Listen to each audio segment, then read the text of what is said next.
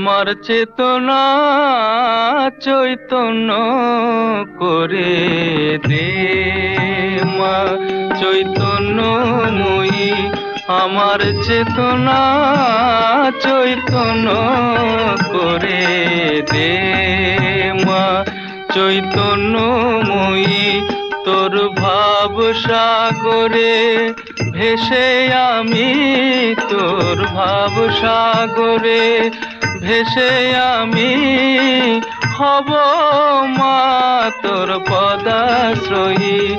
আমার চেতনা চৈতন্য করে দে মা, চৈতন্যময়ী। আজ কালীকথায় দক্ষিণেশ্বর, হুগলি নদীর পূর্ব পারে এই আন্তর্জাতিক তীর্থক্ষেত্রকে ঘিরে আজ ইতিহাস, বর্তমান এবং ভবিষ্যৎ হাত ধরাধরি করে আছে। হাত ধরাধরি করে আছেন স্বয়ং মা ভবতারিণী, ঠাকুর রামকৃষ্ণ, মা শারদা এবং স্বামী বিবেকানন্দ। একসময় এই পুণ্যভূমি থেকে যে আধ্যাত্ম বার্তা উচ্চারিত হয়েছিল তা আজও গোটা বিশ্বে প্রাসঙ্গিক এবং আশীর্বাণী ও শান্তি বহন করে নিয়ে চলেছে। দক্ষিণেশ্বরের ভবতারিণী মন্দির, তপভূমি ভারতের দ্যুতিময় কোহিনূর। এই মন্দিরের ইতিহাস শুধু বইয়ের পাতায় লিপিবদ্ধ শব্দ বা অক্ষরমালা নয়, দক্ষিণেশ্বরের কাহিনী আজও যেন চলমান চিত্রনাট্য।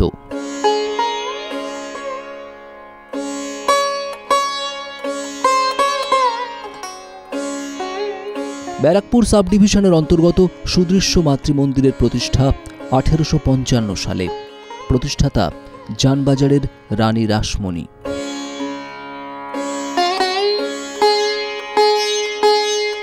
সেই কালের কলকাতার একজন বিদগ্ধ রমণী, একজন রীতিমতো মহীয়সী নারী রানী রাসমণি, তিনি 1847-এ কী করছেন, তার স্বর্গগত স্বামীর স্মৃতির কথা ভেবে কাশীতে যাচ্ছেন। মনের উদ্দেশ্য যে অন্নপূর্ণা এবং মহাদেব তাদের কাছে পুজো নিবেদন করবেন। 100টা ছোট বড় নৌকো নিয়ে জানবাজারের রানী রাসমণি কাশীর উদ্দেশ্যে রওনা হচ্ছেন, কিন্তু মাঝপথে একটা স্বপ্ন দেখলেন এবং নৌকো যেন থেমে গেল। বারাণসী যাওয়ার কোনো প্রয়োজন নেই।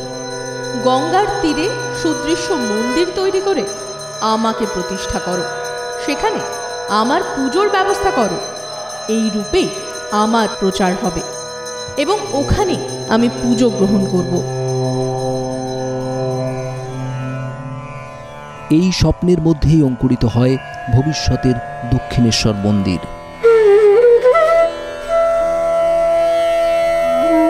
তীর্থযাত্রা বাতিল করেন রাসমণি।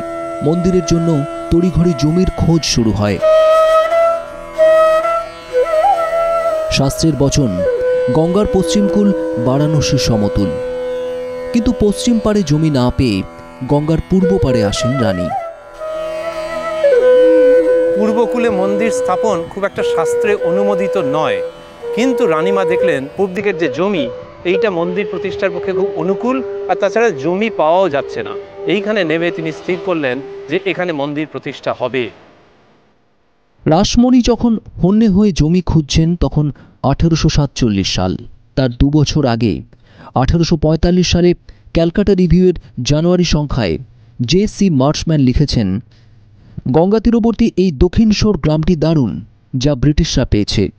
গত 30 বছরে এই জমির হাত বদল হয়েছে বহুবার।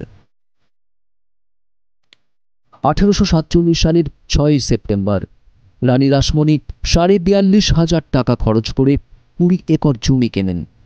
54 বিঘা জুড়ে ছিল জেমস হেস্টি নামে এক সাহেবের বাগান, যা এলাকায় পরিচিত ছিল সাহেবান বাগান নামে। কেনা জমির বাকিটা জুড়ে ছিল মুসলিমদের কবরস্থান।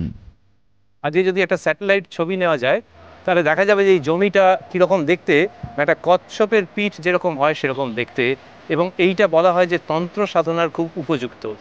2 হচ্ছে এই জমি মুসলমানদের অধীনে ছিল, সেখান থেকে রানী রাসমণি কিনলেন।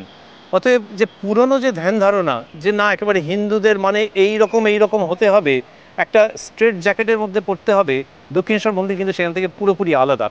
ওই মুসলিমের জমি, সেখানে রানী রাসমণি একেবারে হিন্দু ভাবের মন্দির প্রতিষ্ঠা করছেন, যে জমিতে সেটি আবার তন্ত্র সাধনার উপযুক্ত। 1847 থেকে 1855 8 বছরে 9 লক্ষ টাকা ব্যয়ে তৈরি হয় 3 তলা দক্ষিণমুখী নবরত্ন মন্দির। 9 চূড়া বিশিষ্ট মন্দিরের চারপাশে সুবিশাল উঠোন।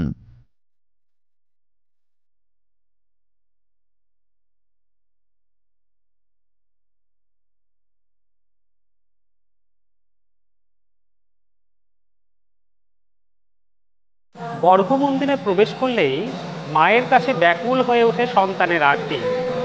কোষ্ঠী পাথরের সিংহাসনের উপর 108 রূপোর পদ্ম, তার উপরে সুসজ্জিতা এই ভুবন মোহিনী মা ভবতারিণী। কথামৃতে এই মা ভবতারিণীর রূপের দারুণ ব্যাখ্যা দেওয়া রয়েছে। শ্রী পাদপদ্মে নূপুর, গুজরি পঞ্চম, পাঁজেব, চুটকি আর জবা বিল্লপত্র। পাঁজেব পশ্চিমের মেয়েরা পরে, পরমহংসদেবের ভারী সাধ, তাই মথুরবাবু পরাইয়াছেন। মার হাতে সোনার বাউটি, তাবিজ ইত্যাদি। গলদেশে চিক, মুক্তার 7 নর মালা, সোনার 32 নর, তারাহার ও সুবর্ণ নির্মিত মুন্ডমালা, মাথায় মুকুট, কানে কানবালা, কানপাশ, ফুল ঝুমকো, চৌদানি ও মাছ, নাসিকায় নথ, নোলক দেওয়া, ত্রিনয়নীর বাম হস্তদ্বয়ে নৃমুণ্ড ও অসি, দক্ষিণ হস্তদ্বয়ে বরাভয়, কোটি দেশে নরকর মালা, নিমফল ও কোমর পাটা।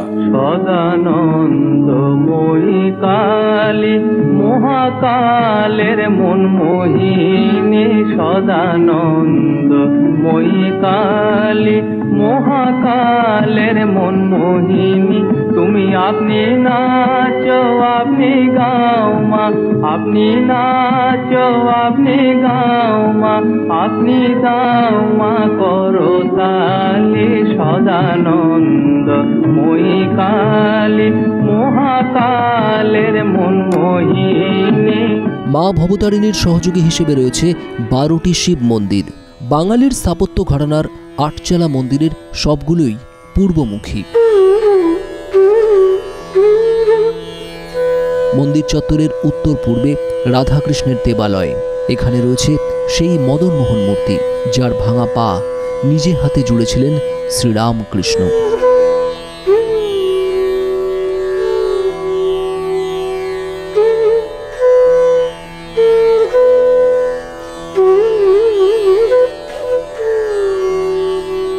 মাহেশ্ব সম্প্রদায়ের রানী রাসমণি জাতিতে কৈবর্ত ছিলেন। 1855 সালের 31শে মে ভবতারিণীর বিগ্রহ প্রতিষ্ঠার পর সব সম্প্রদায়ের জন্য দরজা খুলে দেওয়া হয়। প্রধান পুরোহিত নিযুক্ত হন শ্রীরামকৃষ্ণের দাদা রামকুমার চট্টোপাধ্যায়। এখানে আরেকটা অফবিট ঘটনার আমরা মুখোমুখি হচ্ছি, সেটি হচ্ছে এই যে মা ভবতারিণীর যে মন্দির প্রতিষ্ঠা হচ্ছে সেটা হলো স্নানযাত্রার দিন, জগন্নাথ দেবের স্নানযাত্রার দিন, যেটা আফটার অল একটা বৈষ্ণব ধর্মের মানুষের খুব বড় অনুষ্ঠান। শাক্ত মন্দির প্রতিষ্ঠিত হচ্ছে কিন্তু সেটা স্নানযাত্রার দিন। কেন? এই সময় রানীমা দ্বিতীয় স্বপ্নটি দেখলেন। তিনি দেখলেন যে মা ভবতারিণী ওই কাঠের বাক্সের মধ্যে রীতিমতো ঘেমে উঠছেন। যে মুহূর্তে এই স্বপ্নটা দেখছেন তখনই উনি ঠিক করলেন যে না, আর কাল বিলম্ব করা চলবে না এবং মন্দির প্রতিষ্ঠা করতে হবে, মায়ের প্রতিষ্ঠা করতে হবে। গঙ্গার যে পূর্ব পারে দক্ষিণেশ্বর মন্দির, সেই একই পারে ব্যারাকপুর ক্যান্টনমেন্ট। মন্দির প্রতিষ্ঠার 2 বছর পর সেখানেই আছড়ে পড়ে মহাবিদ্রোহের ঢেউ। কলকাতা তখন রাজধানী। লন্ডনের পর ব্রিটিশ সাম্রাজ্যের দ্বিতীয় বৃহত্তম শহর। স্বদেশী আন্দোলনের ঢেউ তোলপাড় তোলে কলকাতার বিখ্যাত ব্যক্তিদের মনে। বিদেশি শক্তির বিরুদ্ধে নিঃশব্দ লড়াই শুরু করেন জানবাজারের রানী। দক্ষিণেশ্বরের ভবতারিণী তখন হয়ে ওঠেন দেশমাতৃকা। এই মূর্তিকে শ্রীরামকৃষ্ণ বলতেন যে দেবী মৃন্ময়ী নন, দেবী চিন্ময়ী। সেই চিন্ময়ী মূর্তির কাছে রানীমার যে আত্মসমর্পণ, সেটা তার চরিত্রের কন্ট্রাস্টের আরেকটা দিক। এই রানীমা, যিনি তার শিলমোহর, অফিসিয়াল যে শিলমোহর, সেখানে নিজের নাম খোদাই করিয়েছিলেন এই বলে কালীপদ অভিলাষী শ্রীমতী রাসমণি দাসী। মন্দির নির্মাণের পর রানী রাসমণি 5 বছর 9 মাস বেঁচেছিলেন। বাংলাদেশের দিনাজপুরে কেনা সম্পত্তি মৃত্যুর আগের দিন টেম্পল ট্রাস্টকে দান করে যান তিনি। রাসমণির মৃত্যুর পর দক্ষিণেশ্বর মাহাত্ম্য আবর্তিত হয়েছে মা ভবতারিণী ও তার অফবিট পূজারী রত্নাকর শ্রীরামকৃষ্ণকে ঘিরে। রামকৃষ্ণ শরণম রামকৃষ্ণ শরণম রামকৃষ্ণ শরণম শরণ্যে। দাদা রামকুমারের মৃত্যুর পর রামকৃষ্ণ যখন প্রধান পুরোহিত পদে নিযুক্ত হন তখন তার বয়স 19। কৃপা হি কেবলম কৃপা হি কেবলম কৃপা হি কেবলম শরণ্যে। ঠাকুরের মাসিক বেতন 5 টাকা। শেষ শিব মন্দিরের উত্তর পশ্চিম কোণের এই ঘরে ঠাকুর তার জীবনের গুরুত্বপূর্ণ সময় কাটিয়েছেন। রামকৃষ্ণ শরণম রামকৃষ্ণ শরণম রামকৃষ্ণ শরণম শরণ্যে। শ্রীরামকৃষ্ণের অতি প্রিয় সঙ্গীত ছিল ডুব ডুব ডুব রূপসাগরে আমার মন। তিনি এই ভবতারিণীর রূপে ডুব দিয়েছিলেন এবং তুলে এনেছিলেন সাধনলব্ধ মণিমাণিক্য। এখানে তিনি মৃন্ময়ী প্রতিমাতে চিন্ময়ী করে তুলেছিলেন। তিনি নাকে তুলো দিয়ে, প্রতিমার নাকে তুলো দিয়ে দেখেছিলেন যে নিঃশ্বাস পড়ছে তার। এই যে দেবতা আর মানুষ একটা জায়গায় এসে মিলে গেল, এই যে মিলিত স্থানটি, এটি কিন্তু এই দক্ষিণেশ্বরের মন্দির।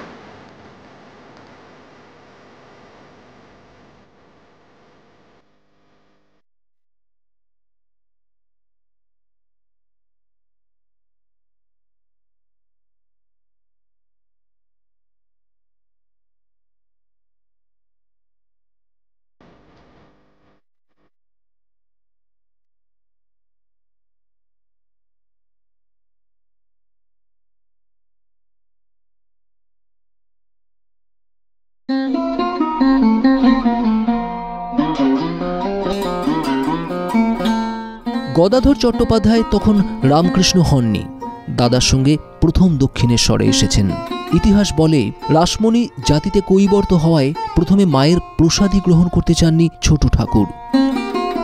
দাদার অনুরোধে খেয়েছিলেন বটে, আক্ষেপ করে বলেছিলেন, তুই আমাকে কৈবর্তের অন্ন খাওয়ালি মা।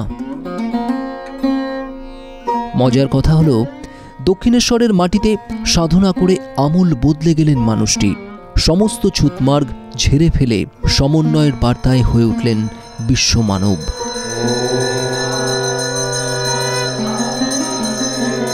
যত মত তত পথ, এখানে বসেই কিন্তু তিনি এটি বলেছিলেন। আরো সুন্দর করে তিনি উপমা দিচ্ছেন, দেখো প্রত্যেককেই সূর্যের সঙ্গে ঘড়িটি একবার মিলিয়ে নিতে হয়। প্রত্যেকেই এক পথে চলছে, কিন্তু প্রয়োজন হলো নিজেকে একবার যাচাই করে নেওয়া। তো সেই সূর্য সদৃশ্য যে মূর্তি ছিল তার সম্মুখে তিনি হলেন মা ভবতারিণী। দক্ষিণেশ্বরের গঙ্গা তীরবর্তী পঞ্চবটি ছিল শ্রীরামকৃষ্ণের আধ্যাত্মিক গবেষণাগার। অশ্বত্থ, বট, বেল, অশোক, আমলকি নিজের হাতে রোপণ করেছিলেন ঠাকুর।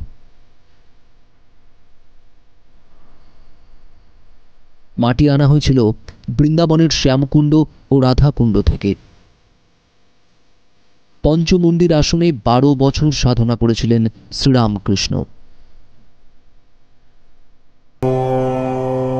এখানেই অদ্বৈতের সাধনা করতেন ঠাকুর। আর যে অদ্বৈতের শিক্ষা তাকে দান করেছিলেন পাঞ্জাবি সাধু তোতাপুরী মহারাজ। ভৈরবী মা থেকে তোতাপুরী আধ্যাত্মবাদের নানা মত ঠাকুর গ্রহণ করেছেন সকলের কাছ থেকে।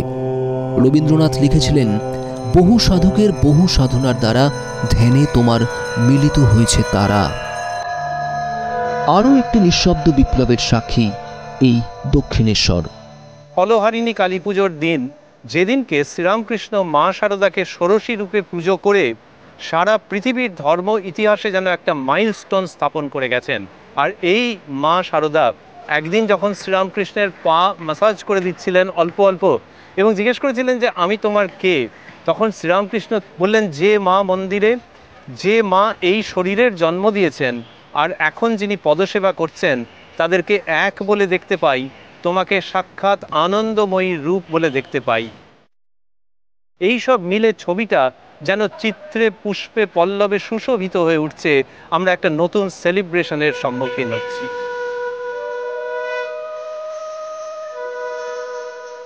যুক্তিবাদী নরেন আর জ্যান্ত কালী দেখা শ্রীরামকৃষ্ণের সাক্ষাৎ বহু মতের দক্ষিণেশ্বরের অন্যতম বড় ঘটনা। নরেন্দ্রনাথ ছিলেন ব্রাহ্ম মতাবলম্বী।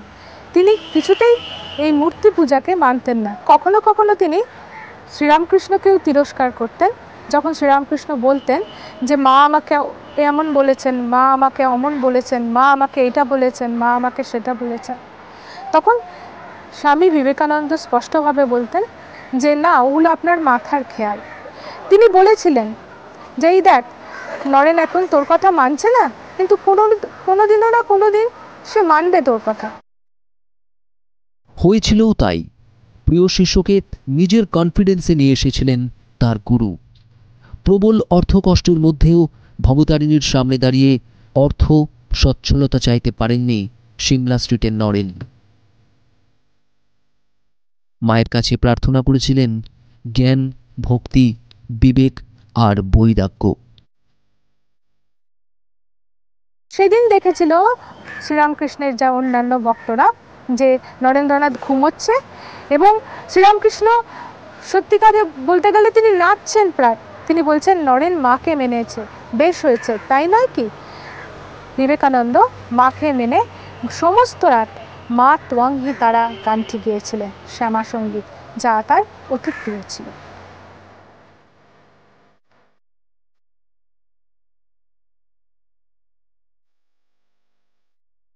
লৌকিক অলৌকিক টানাপোড়েনের মাঝে স্বমহিমায় উজ্জ্বল দক্ষিণেশ্বরের ভবতারিণী। জীবনের 3 দশক সময় এখানে কাটিয়েছেন শ্রীরামকৃষ্ণ। ঠাকুরের কারণেই মন্দিরের আজ এত খ্যাতি। কেশব সেন, শিবনাথ শাস্ত্রী, গিরিশ ঘোষের মতো স্টলওয়ার্ডরা এসেছেন। কালো মেয়ের পায়ের তলায় আলোর নাচন দেখিয়ে ছেড়েছেন অপ্পিট ঠাকুর। এ হলো প্রাণের তীর্থ, নিছক পুণ্যের টানে নয়। অনেকটা মা আর সন্তানের সখ্য যেমন হয় ঠিক তেমন। লাখো লাখো মানুষ যুগ যুগ ধরে যেন মায়ের কাছেই দেখা করতে আসছেন। আমার মা ত্বং হি তারা, আমার মা ত্বং হি তারা, তুমি ত্রিগুণ ধারা পরাৎ পরা, তুমি ত্রিগুণ ধারা পরাৎ পরা, আমার মা ত্বং হি তারা, আমার মা ত্বং হি তারা। বাংলার আওয়াজ, বাঙালির আবেগ, জি 24 ঘন্টা।